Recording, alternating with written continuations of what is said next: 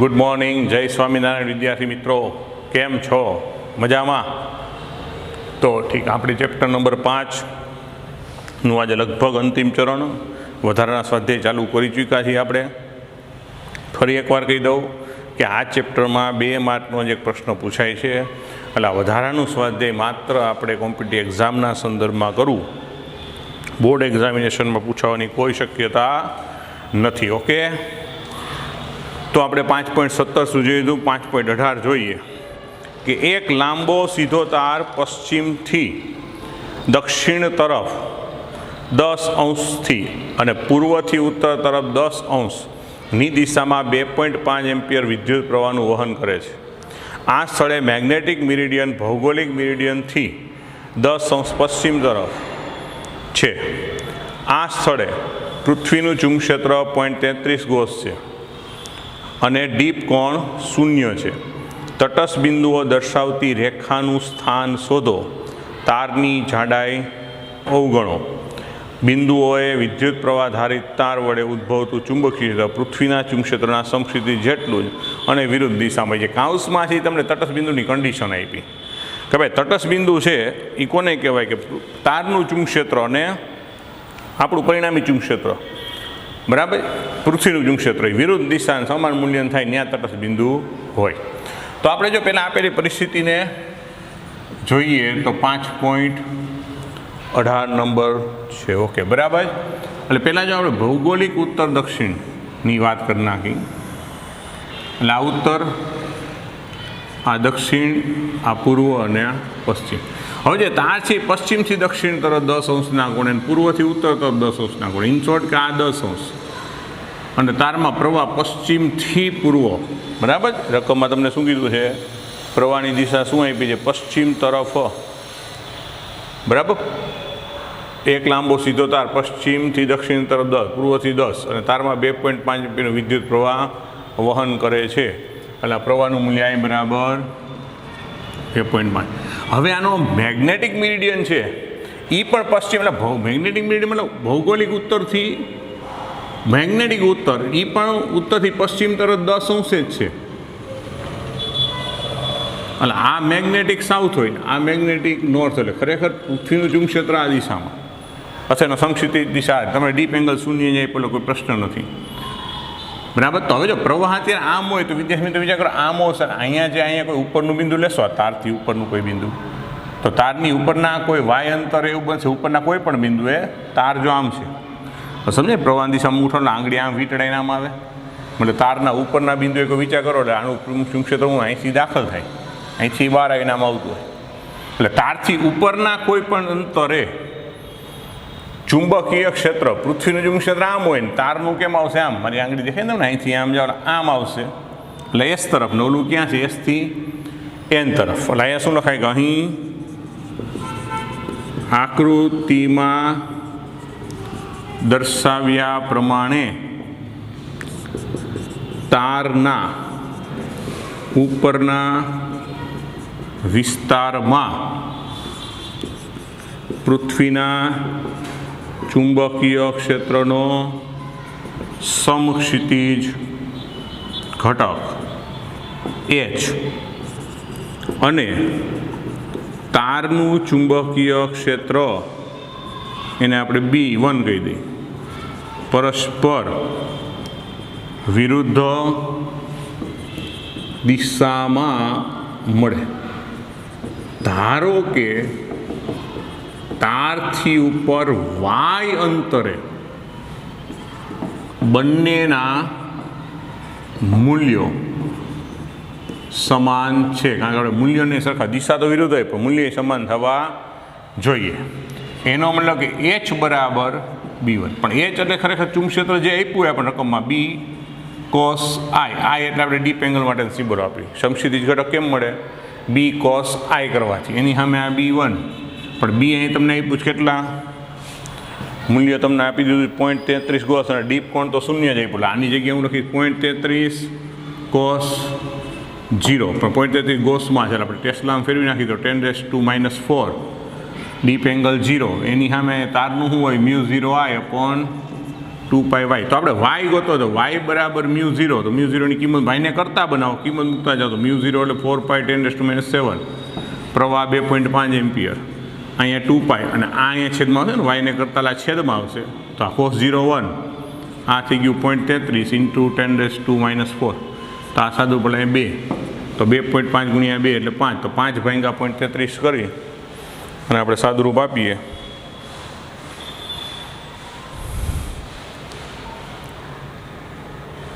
તો 5 ભાગ્યા 0.33 તો 15.15 × 10 શું થશે કે -3 મીટર। તો એ લોકોએ જે જવાબ આપ્યો છે એ 1.5 સેન્ટીમીટર એવું કર્યું, એટલે આપણે 1 પોઈન્ટ હજી જો ખસી જાય બરાબર ને, ગણે તો 10⁻² મીટર એટલે કે 1.5 સેન્ટીમીટર બરાબર। તો તટસ્થ બિંદુ ક્યાં મળ્યા કહેવાય તો તારથી ઉપર 1.5 સેન્ટીમીટર અંતરે તારને સમાંતર રેખા પર તટસ્થ બિંદુઓ મળે। ઓકે, જોઈ નાખો, સ્ક્રીનશોટ લઈ લ્યો।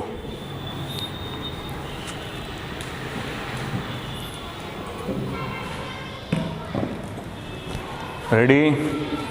આની જરૂર છે?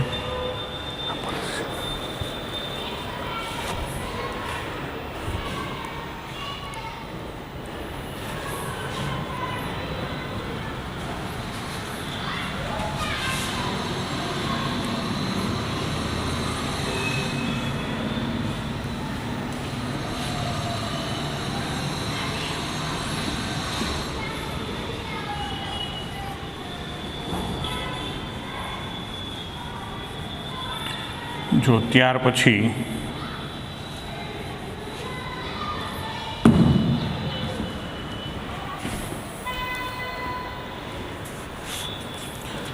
પછીનો દાખલો છે 5.19।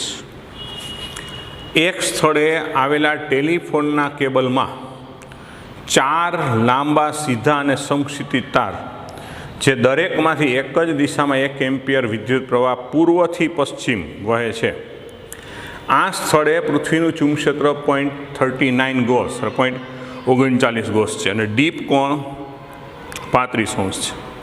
મેગ્નેટિક ડેક્લિનેશન લગભગ 0 છે।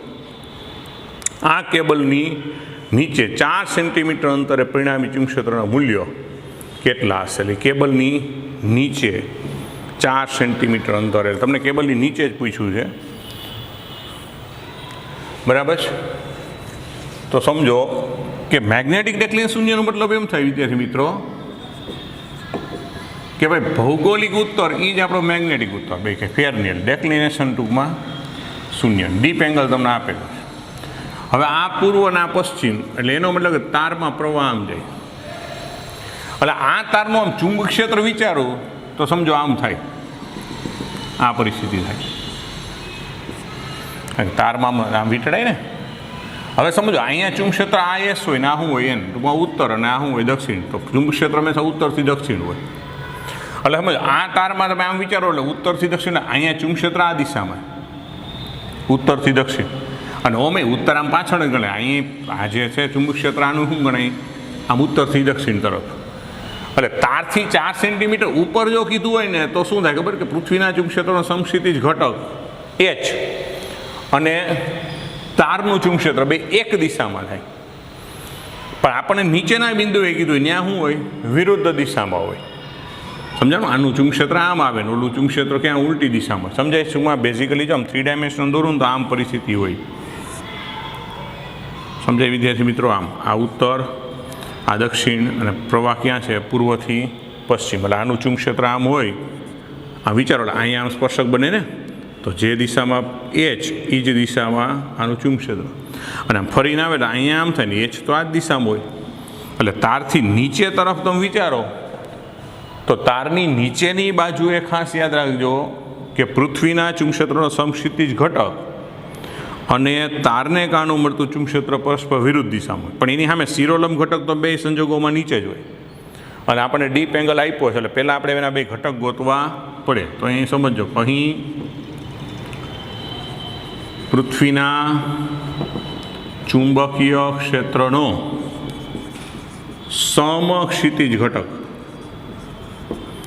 તો પહેલાં એને આપણે BH કહી દઉં, તો BH બરાબર B cos I. તો બી તમને રકમમાં આપેલો છે, કેટલો આપ્યો છે 0.39, પણ ગોસ છે એટલે -4 અને ઇન્ટુ કોસ ડીપ એંગલ કેટલો છે 35. તો નેચરલ કોસમાં જઈ અને આપણે 35ની કિંમત નક્કી કરવી પડે. ક્લિયર થાય? તો 35ની કિંમત 0.8192 એટલે 0.39 10⁻⁴ 0.8192 મળે. તો આપણે આનું સાદુરૂપ આપીએ તો આપણને BH શું મળે? બરાબર, પૃથ્વીના ચુંબકક્ષેત્રનો સમક્ષિતિજ ઘટક. એ પહેલાં આપણે ગોતી લઈએ. તો 0.8192 ગુણ્યા 0.39 અને આપણે 0.1394 10⁻⁴ બરાબર, આવી કિંમત મળે. એટલે આપણા માટે BH છે આટલા ટેસ્લા. હવે એવી જ રીતના BV બરાબર, શિરોલંબ ઘટક. તો શિરોલંબ ઘટક BV, તો એ લખાય B sin I અને B એટલે 0.39 10⁻⁴ ઇન્ટુ sin 35. તો આ 0.39 10⁻⁴ sin 35ની જો આપણે કિંમત ગોતીએ તો એ આપણને મળે છે 0.5736 મળે છે 0.5736. તો એનું સાદુરૂપ આપી દઈએ આપણે. તો 0.5736 ઇન્ટુ 0.39 બરાબર, તો આપણને મળે 0.2237 10⁻⁴ ટેસ્લા. રેડી? તો હવે સમજો, હવે તમને સમજાવો, તારને કારણે ચુંબકક્ષેત્ર પહેલાં ગોતી લે.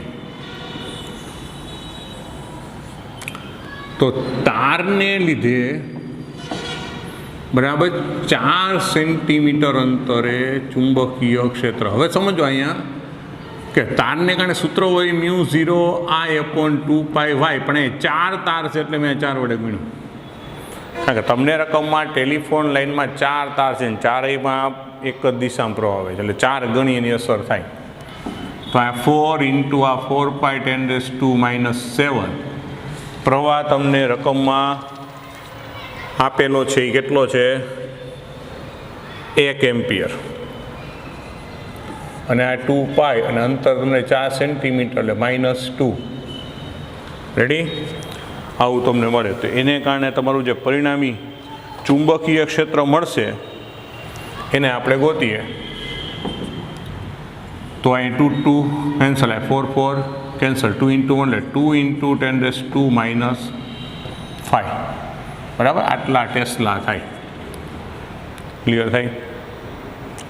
તો હવે તારની નીચે BH અને B પરસ્પર વિરુદ્ધ હોવાથી તેનું પરિણામી ચુંબકીય ક્ષેત્ર, તો એ પરિણામી ચુંબકીય ક્ષેત્ર હું જ્યાં કહું એને B1 કહું, તો મારે કેમ લખવું પડે? મોટું ક્યુ છે નાનું ક્યુ છે એ નક્કી કરવું પડે.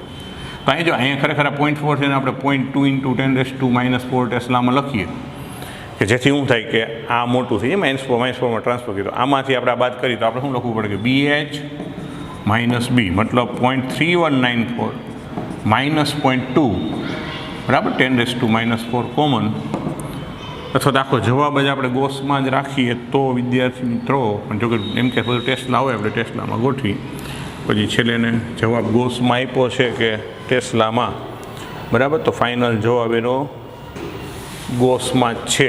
તો આપણે કામ કરીએ, અહીંથી જ એને ટ્રાન્સફર કરવાની કાંઈ જરૂર નથી બરાબર. ફાઇનલ જવાબ એને ગોસમાં જ રાખ્યો છે.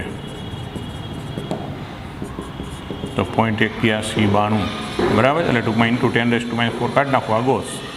એ અહીં 10⁻⁴ ને કાઢી નાખીએ આપણે ગોસમાં જ રાખીએ તો sin 35 બરાબર 0.5736 10⁻4 નીકળી જાય તો આ શું છે ગોસ. અહીંયા આપણો જવાબ જે આવ્યો હતો 10⁻5 10⁻2 એટલે આપણે શું કરશું 0.2 ગોસ આમ ગોઠવવું પડે ને. તો અહીંયા 0.391 -0.2 એટલે જવાબ આવી જાય 0.1194 એટલે 0.119 એટલે 0.12 ગોસ સિમ્પલ કરનાર. તથા પાછું બીવી તો છે જ આપણું, એ તો એમનો જ રહે, તો એને આપણે 2 આંકડા સુધી કરી તો 0.22 ગોસ કહી શકીએ. તો માટે પરિણામી ચુંબકીય ક્ષેત્ર, કારણ કે શિરોલંબ ઘટક એમ ન રહે. એટલે હવે શું થાય, સમક્ષિતિજ ઘટક B1 થયું, શિરોલંબ બીવી. તો પરિણામી ચુંબકીય ક્ષેત્ર એને આપણે B' કહી દઈએ તો વર્ગમૂળમાં કંઈ પરસ્પર લંબ ઘટકો કહેવાય નહીં. આ સમક્ષિતિજ ઘટક પરિણામી નો શિરોલંબ. તો 0.12 નો વર્ગ વત્તા 0.22 નો વર્ગ. હવે આનું સાદુરૂપ આપી દો તો 0.12 ગુણ્યા 0.12 બરાબર છે. એટલે આ થઈ ગયું 0.0144 અને આ 0.22 ગુણ્યા 0.22 એટલે 0.0484 બેનો સરવાળો કરીને વર્ગમૂળ કાઢી લઈ 0.0144 એટલે 0.628 એટલે વર્ગમૂળ 0.0628 એટલે 0.25 ગોસ આવે છે. અને હવેની દિશા, તો દિશા થીટા બરાબર હંમેશા tan ઇન્વર્સ શિરોલંબ ઘટક એટલે B1, સમક્ષિતિજ ઘટક B1 છે તો tan ઇન્વર્સ BV કેટલું મળ્યું હતું 0.22 અને ઓલું છે 0.12 તો 0.22 ભાંગા 0.12 એટલે 1.833 બરાબર 1.833. તો આને નેચરલ ટેનમાં જઈ અને આપણે આની મૂલ્ય ગોતીએ તો એપ્રોક્સિમેટલી 62 બરાબર. એપ્રોક્સિમેટલી કિંમત કેટલી આવશે 62 ડિગ્રી આવશે બરાબર છે. હવે આપણે એના જવાબ જોઈ લઈ.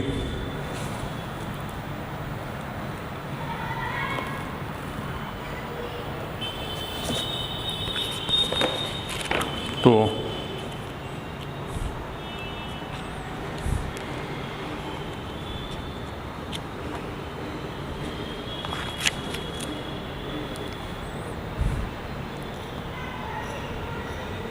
બરાબર. હવે જો એને મિત્રો તારની ઉપર તરફ જવાબમાં આપ્યું પાછું.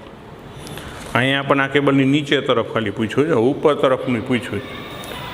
હવે જો અહીંયા ટૂંકમાં તમે પહેલાં આનો શોર્ટ લઈ લો, પછી ઉપર તરફની ગણતરી આપણે અહીંથી આમ ચાલુ કરશું બરાબર. પહેલાં આટલાનો ખાલી સ્ક્રીનશોટ લઈ લો. ઓકે. હવે એને તારની ઉપર તરફ પણ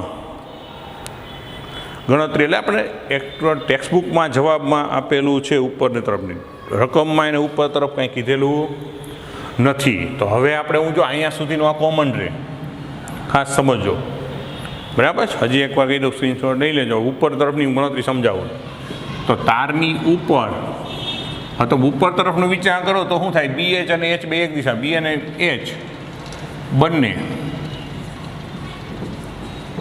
એક જ દિશામાં હોવાથી શું થઈ જાય છે, દિશામાં હોવાથી પરિણામ શું છે તો શું થાય, બેનો સરવાળો. તો અહીંયા પ્લસ થઈ જાય, પ્લસ થઈ જાય શું થઈ જશે 4, લાઈન જગ્યાએ શું થઈ જાય 4.2. આ તો 0.22 છે એટલે અહીંયા શું ફેર પડશે 4.2. અહીંયા આપણા માટે ફેર પડશે કે આપણે જે ગણતરી કરી એમાં 0.42 ઇન્ટુ 0.42 એટલે અહીંયા 1764. ઓકે. આ એમને હવેનો સરવાળો કરજો એટલે પ્લસ 0.0484 એટલે 2248. હવે એનું આપણે વર્ગમૂળ કાઢી લઈએ તો વર્ગમૂળ 0.2248 એટલે 0.47 કેટલું આવશે 0.47. તો હવે અહીંયા આપણે એનો ઘટક ગોતશું તો શિરોલંબ ઘટક આ છે ને આ કિંમત આવી છે 0.42. અને એનું આપણે મૂલ્ય ગોતીએ તો 0.22 ડિવાઇડેડ બાય 0.42 તો 0.5238. અને એને હવે નેચરલ 10માં જઈ અને જો આપણી કિંમત ગોતીએ તો એપ્રોક્સિમેટલી 23ની આજુબાજુ, બરાબર, 23 કે 24ની આજુબાજુ આપણને મળે. ઓકે, હવે પાછો સ્ક્રીનશોટ લઈ લીધો. એટલે આ સમજો આગળનો દાખલો નીચેના બિંદુ માટે. હવે અહીંથી અહીંયા, એટલે આ તો કોમન મેં કાઢ્યું નથી ખાલી એટલા માટે, તમારે અહીંથી આ જ કરવાનું હોય, ખાસ ધ્યાન રાખજો. અહીંથી પાછું ચાલુ કરીને અહીંયા સુધીનું, એટલે ઉપરની બાજુની વાત થઈ જાય. Okay, ready, nice. ચાલો નેક્સ્ટ.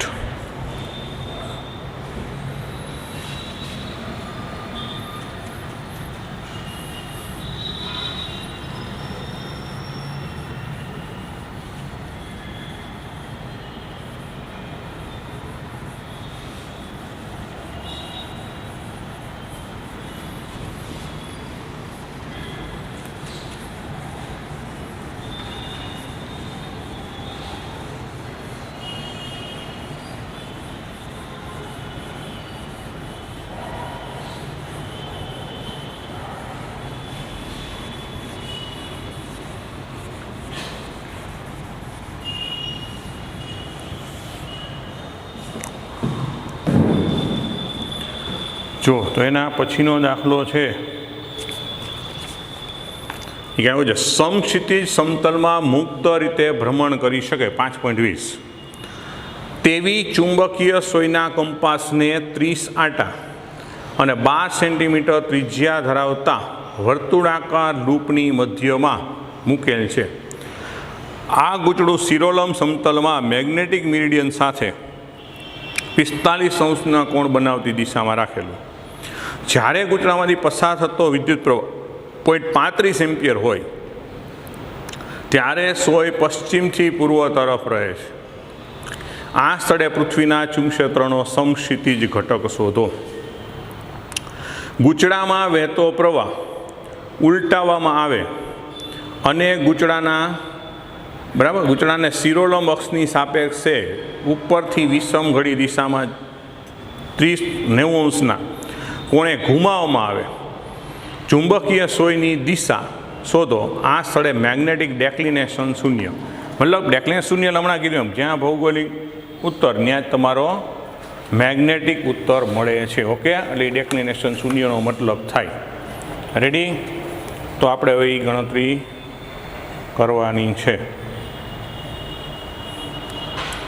હવે સમજો પરિસ્થિતિ આવી થઈ વિદ્યાર્થી મિત્રો કે આપણો ડેક્લિનેશન 5.20,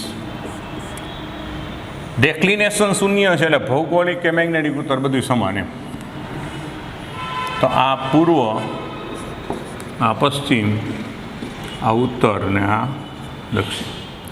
હવે તમે જે ગૂંચળું રાખ્યું છે ને એ 45 ખૂણે મેગ્નેટિક મેરિડિયન સાથે 45 ખૂણે રાખ્યું. આ ગૂંચળાના આટા છે, સમજી લેજો. ગૂંચળું આમ છે, અત્યારે આ ખૂણો જે તમને આપ્યો ને એ થયો 45. હવે ગૂંચળું આમ છે, એમાં જે પ્રવાહ આમ વહેતો એટલે એનું ચુંબક ક્ષેત્ર આમ હોય. ગૂંચળામાં પ્રવાહ આમ જાય, ચુંબક ક્ષેત્ર આમ, અથવા તો આપણે આમ વિચારીએ છીએ અત્યારે, એટલે આમ છે. કારણ કે તો જ શું થાય કે આ તો પૃથ્વીનો ચુંબક ક્ષેત્રનો સમક્ષિતિજ ઘટક એ જ, આ ગૂંચળાનું ચુંબક ક્ષેત્ર બી હોય તો જ, જો તમે વિચાર કરો કે આમ એનું પરિણામી ચુંબક ક્ષેત્ર અહીંયા ક્યાંક મળતું હોવું જોઈએ ને તો જ સોય આમ રહે ને. સોય તો ક્યાં રહેવી જોઈએ? પરિણામી ચુંબક ક્ષેત્રની દિશામાં. એટલે સોય આમે અત્યારે સોય દોરી તો એને અહીંયા તો જ પશ્ચિમથી પૂર્વ તરફ રહે કે પરિણામી ચુંબક ક્ષેત્ર અહીંયા આવવું જોઈએ બેયનું. ક્લિયર થાય? એટલે બેયનું પરિણામી ચુંબક ક્ષેત્ર તમને અહીંયા મળે છે તો આપણે H ગોતવાનો હોય. ક્લિયર થાય? હવે અહીંયા તમને જે કીધું છે બરાબર છે, તો અહીંયા સમજો શું પરિસ્થિતિ થાય કે આના ચુંબક ક્ષેત્રનો જે ઘટક છે એનો શિરોલંબ ઘટક આ બીનો, ક્લિયર થાય, અને આનો H, એ બે સમાન હોય ત્યારે જ તમારી સોય ક્યાં છે? આ દિશામાં. એકબીજા નાબૂદ કરે તો અહીંયા સમક્ષિતિજ ઘટક મળે પૃથ્વીનો. એટલે સમક્ષિતિજ ઘટક અને આનો બીનો, આની દિશાનો ઘટક, એ બે કેવા હોય? સમાન મૂલ્યને વિરુદ્ધ દિશામાં થવું જોઈએ. તો આકૃતિની ભૂમિતિ બધી આ ખૂણો કેટલો થાય? 45. ક્લિયર થાય? તો અહીં શું થાય કે અહીં આકૃતિમાં દર્શાવ્યા પ્રમાણે જો સોય પશ્ચિમથી પૂર્વ તરફ સ્થિત સ્થિર હોય તો બરાબર જ ગૂંચળાના ચુંબકીય ક્ષેત્રનો ઘટક એટલે કોણ બી sin 45 ગણો કે cos 45 ગણો, કારણ કે આ ખૂણે તમે 45 લઈ શકો ને, આ ખૂણો શું થશે 45 લઈ શકશો, તો એ પાસે હું સાઇન કરું તો ચાલ સાઇન કે cos 45 કે બધા સરખી જવાની, એટલે બી sin થીટા અને એચ સમાન થાય. તો એનો મતલબ કે એચ બરાબર શું થવું જોઈએ, બી sin 45 થવા જોઈએ. આ એચ અને આનો બી sin 45 ઘટક બે સમાન થાય તો જ આ સમતોલમાં પૂર્વ પશ્ચિમ રહી શકે. તો બી એટલે એના ટાણે ગૂંચળાના કારણે સૂત્ર શું હોય, μ0 ni અપોન 2πr અને sin 45 એટલે તો 1/√2 કિંમત પછી મૂકીએ તો અહીંયા 4π 10⁻⁷. આટાની સંખ્યા તમને આપી દીધી કેટલી જ 30 બરાબર. પ્રવાહ કેટલો આપ્યો જ 0.35 એમ્પિયર. આ 2π ત્રિજ્યા કેટલી 12 સેન્ટીમીટર 0.12 અને sin 45 એટલે 1/√2. તો આ બે ઉડાડ નાખો એટલે 2, પછી અહીંયા ઉડે તો 0.6 બરાબર. 0.6 કેન્સલ ઉપર 300 300 ભાંગ્યા 6 એટલે 50 50 ગુણ્યા 0.35 કરવું પડે એને ભાંગ્યા √2.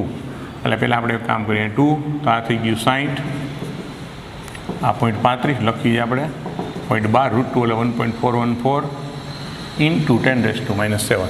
તો હવે આપણે આનું સાદું રૂપ આપી દઈએ.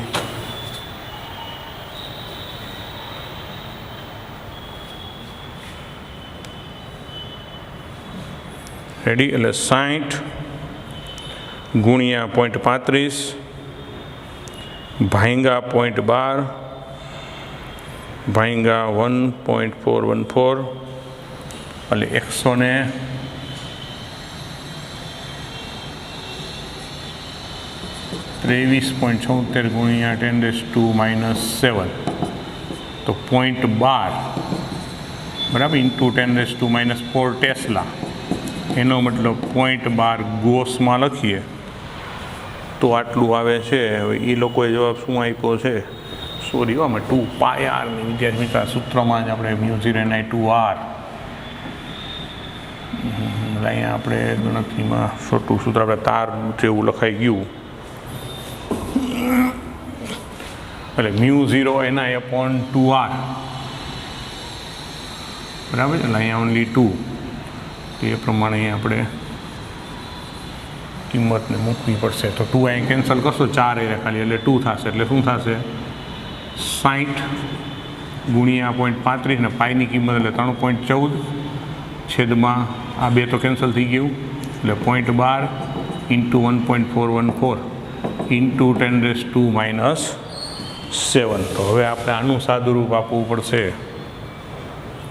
એટલે 60 ગુણ્યા 0.35 ગુણ્યા 3.14 ભાંગા 0.12 ભાંગા 1.414 એટલે 388.6 10⁻⁷. એનો મતલબ 0.39 10⁻⁴ કરી શકું. 3 પોઈન્ટ ખસી ગયા ટેસ્લા, તો આ શું થઈ ગયું 0.39 ગોસ. ઓકે, હવે સ્ક્રીનશોટ લઈ લો.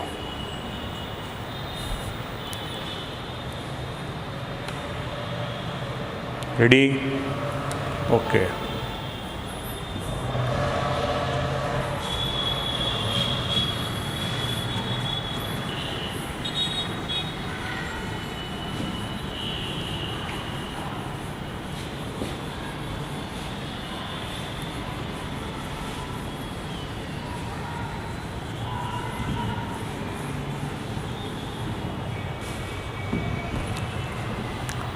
જો ત્યાર પછી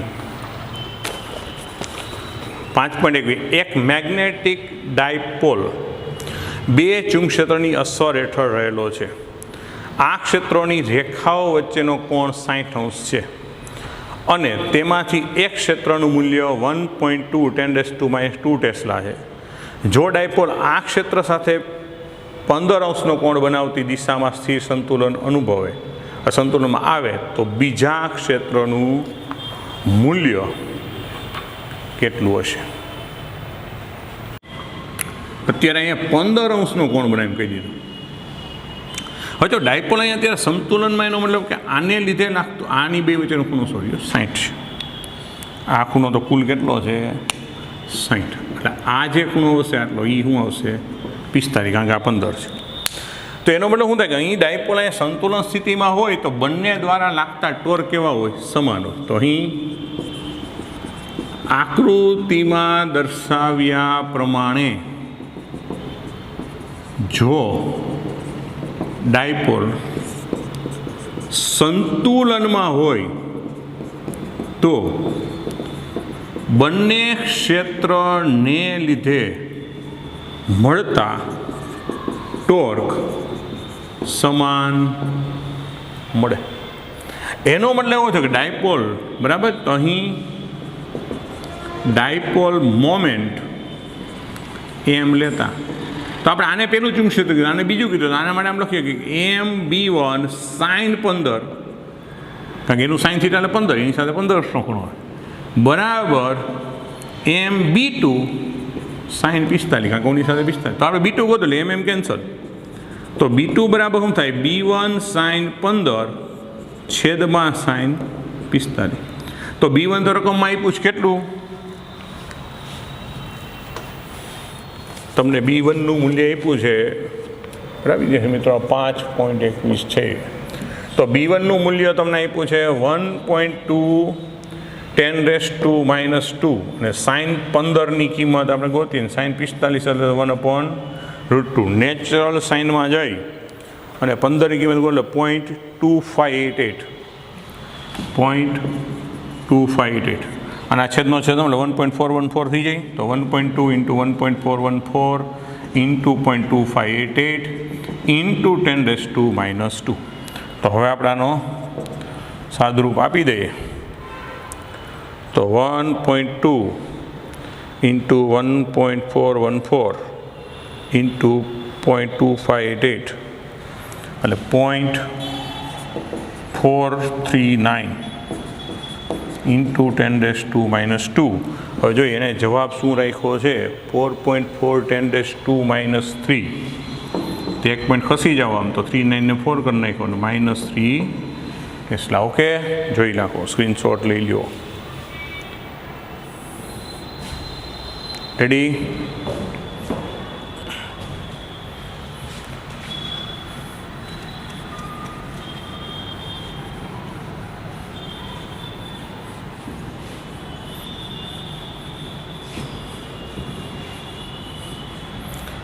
જો ત્યારબાદ 5.22, બરાબર. તો રકમ આવી છે, સમક્ષિતિજ દિશામાં ગતિ કરતો એક સરખી ઉર્જા 18 કિલો ઇલેક્ટ્રિક વોલ્ટ ધરાવતો ઇલેક્ટ્રોન બીમ તેની દિશાને લંબ રૂપે સમક્ષિતિજ સમતલમાં 0.04 ગોસ જેટલું ચુંબકીય ક્ષેત્ર અનુભવે છે. 30 સેન્ટીમીટર પછી આ બિંબનું ઉપર કે નીચે તરફનું કોણાવર્તન શોધો. બરાબર. ME બરાબર 9.11 10⁻31 kg, એ લોકોએ 31 કીધું છે અને એને ગ્રામમાં લખ્યું છે. વિદ્યાર્થી મિત્રો, નોંધ, સ્વાધ્યાયના મૂલ્યો એ ધ્યાનમાં રાખીને આપવામાં આવે છે કે તમને ટીવીના ઇલેક્ટ્રોન ગનમાંથી ઉત્સર્જિત થઈને તેના સ્ક્રીન પર આપા થતા ઇલેક્ટ્રોન પર થતી પૃથ્વીના ચુંબકક્ષેત્રની અસર સમજાવે છે.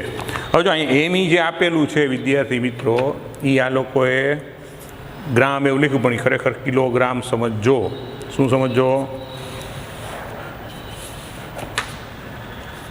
કિલોગ્રામ, બરાબર.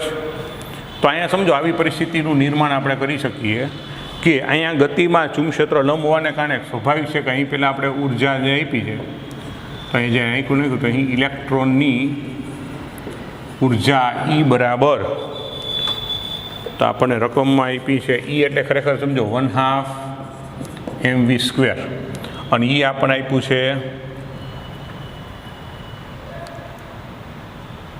18 કિલો ઇલેક્ટ્રિક વોલ્ટ, 18 કિલો એટલે 10⁻³ ઇલેક્ટ્રિક વોલ્ટ જુલ 1.6 10⁻⁹ બરાબર. આ પરિસ્થિતિ છે એટલે આ ઉર્જાનું મૂલ્ય છે, ઈનું મૂલ્ય.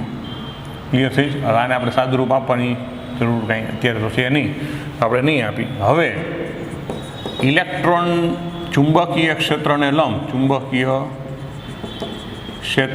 લંબ ગતિ કરે ત્યારે તો શું થાય કે ત્યારે એનું કેન્દ્રગામી બળ mv²/r કોણ પૂરું પાડે કે BeV. તો એ વીની કિંમત આપણે અહીંથી મૂકવી પડે. તો આ સૂત્ર ઉપરથી વીની કિંમત શું થાય તો mv²/r બરાબર શું થાય BeVની અહીંથી કરતા બનાવો તો સૂત્ર શું થાય 2E/m. એક કામ કરીને કિંમત મૂકતી વખતે જ મૂકશો, અત્યારે એને કાઢી નાખો. તો અહીંથી આપણે વીને જ ખાલી કરતા બનાવીને સૂત્ર રાખી દઈએ એટલે આપણને ખ્યાલ આવે. બરાબર, નામ થયું. તો આપણે આર ગોતો જ, એટલે આરને કરતા બનાવો તો શું થશે કે mv² આ √m/2e થઈ જાય અને આ બી ક્યાં આવી જાય છેદમાં. આ પરિસ્થિતિ આવશે mv²/r બરાબર કેન્દ્રગામી બળ બરાબર માટે કિંમત BeV થાય એટલે mv બરાબર. તો 2E/m અને આપણે વીની કિંમત મૂકી ત્યારે 2E/v².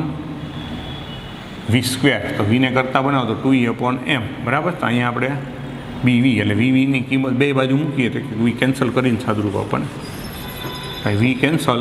અહીંયા વીની કિંમત મૂકીએ તો m એટલે પહેલાં આરને કરતા બનાવી લે કામ. તો r બરાબર mv/b. તો m/b વીની કિંમત શું છે 2E/m. હવે આમાં બધી કિંમત મૂકી દઈ, ક્લિયર થઈને સાદુરૂપ આપી દે. હવે આની એમને જો અંદર લઈ જાશો તમે તો એક √m આ m² સ્વરૂપ એટલે એક કેન્સલ થઈ જાય. તો આપણે આમ લખીએ કે 1/b √2me. હવે આમાં આપણે કિંમત મૂકવા માંડી તો ચુંબકીય ક્ષેત્ર કેટલું આપ્યું છે રકમમાં તમને 0.4 ગોસ એટલે 10⁻⁴. રેડી. ઈની કિંમત આપી 1.6 10⁻⁹ ગણાય. √m એટલે તમને રકમમાં આપ્યું છે 9.11 10⁻31 અને એની કિંમત આપી છે 18 પણ કિલો ઇલેક્ટ્રિક વોલ્ટ છે એટલે 10⁻⁹ પાછું કિલોનું 10⁻³ એટલે હવે આનું વ્યવસ્થિત સાદુરૂપ આપો બરાબર છે. તો પહેલાં આપણે વર્ગમૂળવાળા પદનું સાદુરૂપ આપવું પડે. તો 2 × 9.11 × 18 × 1.6 બરાબર છે. અને હવે પેલા જો 10⁻⁴ એ ચેક કરી લ્યો કારણ કે -31 -50 એમાંથી 3 જાય તો -47 એટલે બેકી સંખ્યાનો એટલે -47 થાય એને આપણે એક પોઈન્ટને ટ્રાન્સફર કરી અને -46માં લેવું પડે. એટલા માટે આની જ્યારે ગણતરી કરી 1.8 લઈને આપણે ગણતરી કરી જેથી સીધું વર્ગમૂળ નીકળે. સમજાય વિદ્યાર્થી મિત્રો કે 10⁻⁴ હંમેશા પહેલાં ચેક કરો એટલે -50 + 3 -47.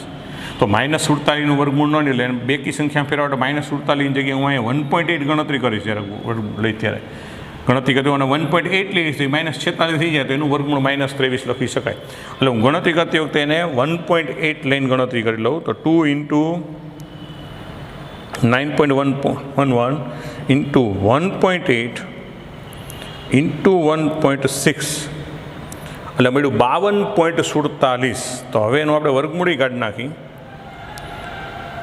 તો 52.47 એનું વર્ગમૂળ થાય છે 7 પોઈન્ટ બરાબર છે. આનું શું થશે 16 × 64 એટલે 0.64 × 10⁻⁻23 એની સામે ઓનું થશે 7.24 × 10⁻⁻23 થયું એટલે 10 કેન્સલ. તો હવે 7.24 બરાબર ભાંગા 0.64 અને 11.3 બરાબર છે મીટર એવો આપણને હારનો જવાબ મળે 11.3 મીટર જેવો. હવે જો આનું આખું ચિત્ર વિચારીએ કે ખરેખર કેવી પ્રકારની ગતિ થતી હશે તો સમજો એક આ અત્યારે હું આમ વિચારું કે આ વિસ્તારમાં ચુંબક ક્ષેત્ર લંબ રૂપે છે સમજો એટલે આમ અંદર જતી દિશામાં. તો આમાં જે ઇલેક્ટ્રોન આવશે આમ એ ખરેખર કેવો માર્ગમાં ગતિ કરશે આમ વર્તુળાકાર માર્ગે ગતિ ખાસ તો હવે પરિસ્થિતિ થાય કે અહીંથી માલી એ બિંદુ છે તો એનાથી એક્સ કોઈ અંતર વિચારો આમ કે આ એક્સ જેટલું અંતર છે, તો ત્યારે આપણે એનું વાય ગોતવાનું આવે, બરાબર. એટલે ચિત્ર આપણે કેવું વિચારવું પડે કે ભાઈ એક્સ જેટલા અંતરે એનું વાયનું ચિત્ર હું વિચારું. એટલે મારે આ માની કેન્દ્ર છે તો આમ થયું, બરાબર છે. એટલે આ સમજો આ એક્સ એટલે આપણા માટે 30, તો આ એક્સ થયું, આ આખું છે આર, સમજવું જોઈએ. તો આપણે આ ગોતવાનું છે, સમજાણું કે ભાઈ આ વાય કે ભાઈ એન્ટર થયા મતલબ જ્યાંથી એનું વક્રકાર માર્ગ ચાલુ થશે ત્યાંથી 30 સેન્ટીમીટર દૂરે વિચલન કેટલું હશે. તો આ ખૂણો અહીંયા સારું કે થીટા, ક્લિયર થાય. હવે આ એક્સ એટલે આ એક્સ એટલે હું ટેન થીટા બરાબર સમજો, આ ટેન થીટા હું વ્યાખ્યા કરું તો મારે એક્સ અપોન આ જે કિંમત થાય વિદ્યાર્થી મિત્રો કેટલી થાય. તો જો અહીંયા થીટા હોય આર કોસ થીટા હોય ને, આ કેટલું હોય આર કોસ થીટા જેટલું થાય, કારણ કે આર જ હોય. અને આ જે બાકીનો ભાગ વધે ને વિદ્યાર્થી મિત્રો એ કેટલું રખાય, આ જે ભાગ વધે એ, બરાબર. આની કિંમત હું લખું અહીંયા તો R minus R cos theta, in short R common કાઢો તો 1 માઇનસ કોસ થીટા. આ સમજો. એટલે આપણે જે વાય ગોતવાનું છે ખરેખર શું છે, આર માઇનસ 1 કોસ થીટા છે. અને એક્સ બરાબર તો આપણને આપેલું જ છે સમીકરણ, બરાબર. તો હવે આપણે શું કહી શકીએ કે હવે અહીંયા આપણા માટે જે વાય ગોતવાનું તો આકૃતિ પરથી વાય બરાબર જે આપણે ગોતવાનું છે કેટલું આવે છે કે આર કૌંસમાં 1 માઇનસ કોસ થીટા. સમજાય ને કે ભાઈ અહીંથી આમ ઇલેક્ટ્રોન દાખલ થાય પણ 30 સેન્ટીમીટર એ કેટલો અંદર ગયો. આ અંતર તો આર બરાબર જે છે આપણે 30 સેન્ટીમીટર અંતરનો વિચાર કરવો છે. કારણ કે જો આપણું ખરેખર ત્રિજ્યા તો આ 11.3, આખી ત્રિજ્યા તો 11.3 મીટર, પણ 30 સેન્ટીમીટર અંતર આપ્યું હોય 30 સેન્ટીમીટર અંતર, ત્યારે એનું લઘુત્તમ દિશામાં એટલે શિરોલંબ દિશામાં વિચલન કેટલું.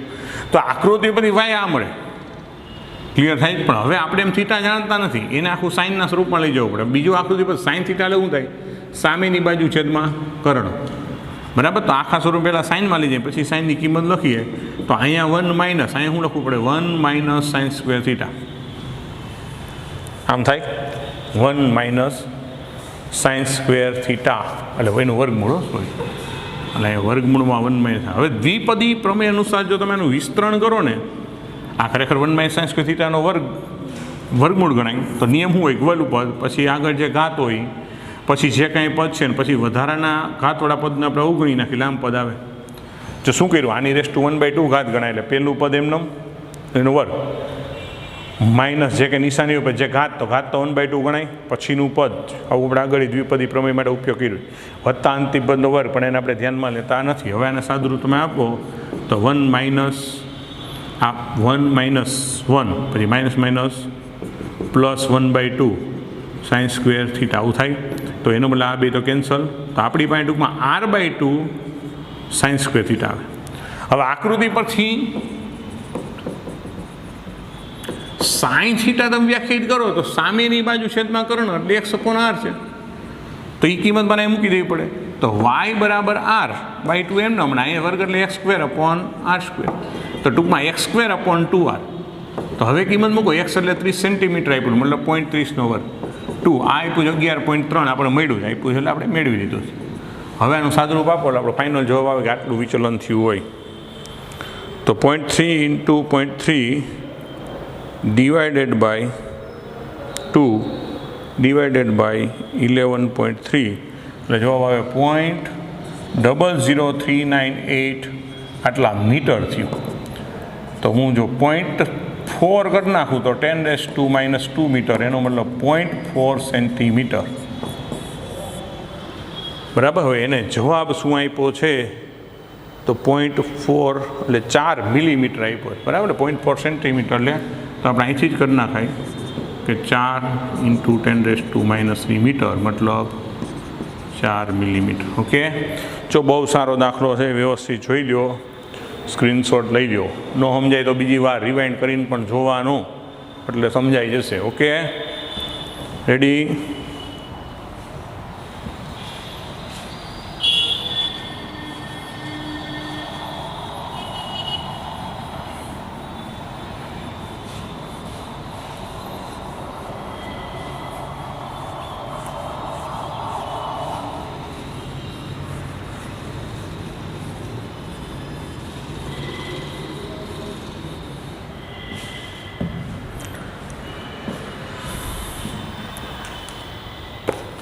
ત્યાર પછી છે 5.23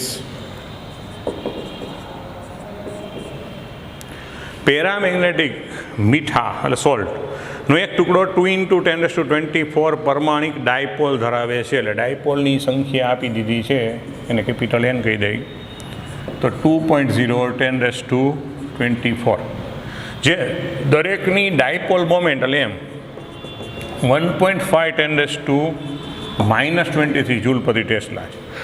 આ ટુકડાને 0.64 એટલે B1 ટેસ્લાના નિયમિત ચુંબકક્ષેત્ર મૂકેલો છે અને તેને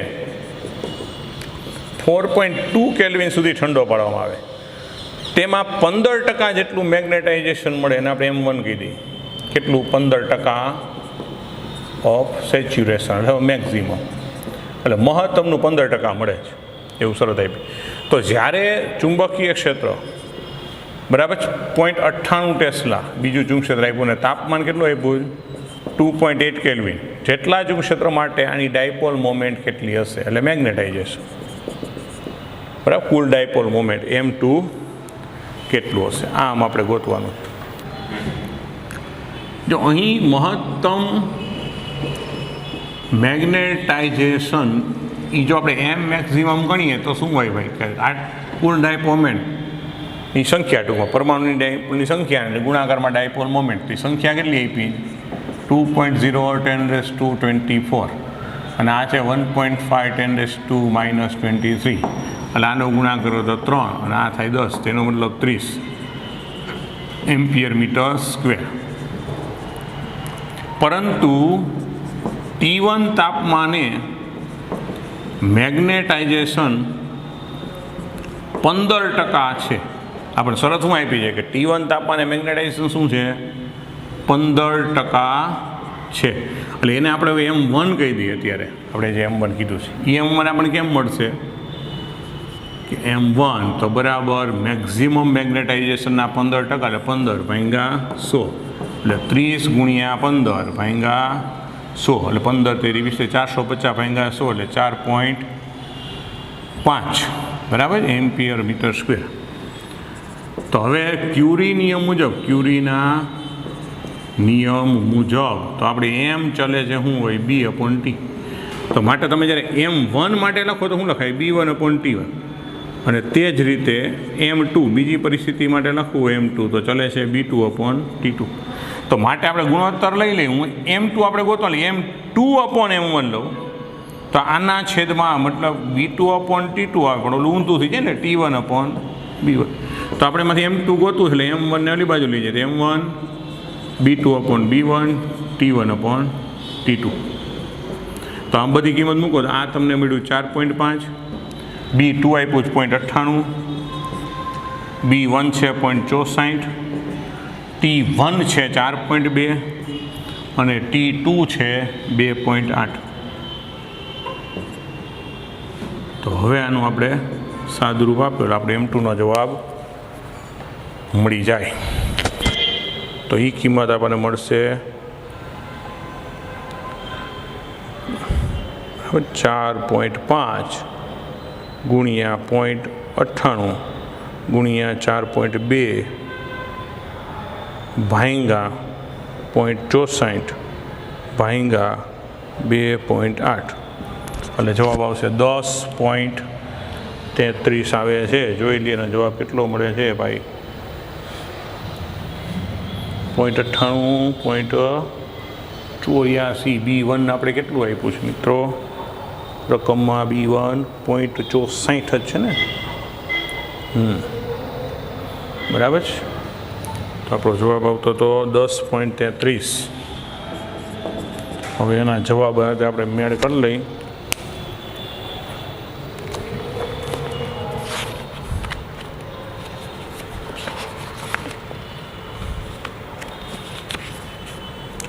તો 5.23 એને 7.9 રાખ્યું છે. એનું કારણ એ છે કે એને B1.84 લીધેલું છે મિત્રો. અહીં આપણે 64 જો રકમમાં 64 વચાય છે, પણ એને જવાબ જે સમજાયો હોય પાછળ તમે જોજો એટલે એમાં 0.84 આ લીધું છે.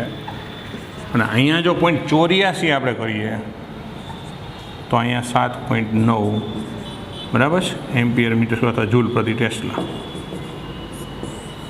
જવાબ. ઓકે, સ્ક્રીનશોટ લઈ લેજો. રેડી. હવે 2 જ દાખલા બાકી છે, પૂરું કરીને આપણે લેક્ચરને પૂર્ણ જાહેર કરશું. થોડોક લાંબો લેક્ચર થશે પણ એ પ્રમાણે આપણે ચેપ્ટર પ્રકરણ પૂરું પણ થઈ જાય કે જેથી નેક્સ્ટ લેક્ચરમાં આપણે નવું પ્રકરણ શરૂ કરી શકીએ.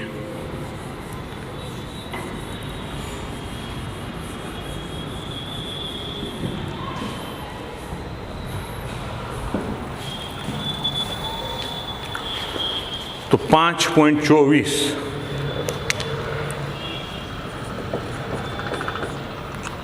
15 સેન્ટીમીટર જેટલી સરેરાશ ત્રિજ્યાની રોલ એન્ડ રિંગ એટલે ટોરોઇડ રિંગના 800 જેટલી સાપેક્ષ પરમિએબિલિટી એટલે મ્યુઆર તમને આપ્યું ધરાવતા કોર પર તારના 3500 આંટા વીંટાળવામાં આવે કેપિટલ એલ. 1.2 એમ્પિયર જેટલા મેગ્નેટાઇઝિંગ વિદ્યુત પ્રવાહ માટે કોરમાં ચુંબક્ષેત્ર બી કેટલું? તો પહેલાં સમજો આર તમને આપ્યું 15 સેન્ટીમીટર મતલબ 0.15 મીટર બરાબર. સાપેક્ષ પરમિએબિલિટી મ્યુ આર આપી છે 800, આટાની સંખ્યા છે 3500, પ્રવાહ છે 1.2 એમ્પિયર. તો કોરમાં ચુંબક્ષેત્ર કેટલું? હવે જો કોઈ માધ્યમ ભરેલું હોય તો ચુંબક્ષેત્રનું સૂત્ર લખવું પડે મ્યુ એનઆઈ. શું લખવું પડે? Mu Ni. હવે આપણને મ્યુ નથી આપ્યું, આપણને મ્યુ આર આપ્યું છે એટલે સુધા શું થાય કે મ્યુ આરની જગ્યાએ આપણે મ્યુની જગ્યાએ મ્યુ આર ઇન્ટુ મ્યુ 0 લખી શકીએ. બીજું ટોરોઇડ કહેવાય, રાઉન્ડ એન્ડ રિંગ એટલે ટોરોઇડ એટલે n/2πr લખવું પડે એટલે એકમ લંબાઈ દીઠ પરિઘ પર આટાની સંખ્યા થાય. અને આઈના આઈ તમે કિંમત મૂકો તો આપ્યું છે 800, આની કિંમત 4π10⁻⁷ આટા આપ્યા છે 3500, પ્રવાહ આપ્યો છે 1.2/2π અને ત્રીજી આપી છે 0.15. તો આ 2 બરાબર છે. હવે આપણે સાદુરૂપ આપી દીધું. તો આ જો 1 2 3 અને 4 0 કાઢી નાખે એટલે -3 ગણશું તો ટૂંકમાં 35 અને 8 લઈને ગણશું તો 8 દુ 16. તો 8 દુ 16 ગુણ્યા 35 ગુણ્યા 1.2 ભાંગા 0.15 એટલે 4480 ઇન્ટુ 10⁻³ તો એનો મતલબ 4.48 ટેસ્લા. હવે એને જવાબ જે આપ્યો છે એ છે 4.48 ટેસ્લા. ઓકે, જોઈ નાખો, સ્ક્રીનશોટ લઈ લો. રેડી. તો હવે લાસ્ટ દાખલો છે.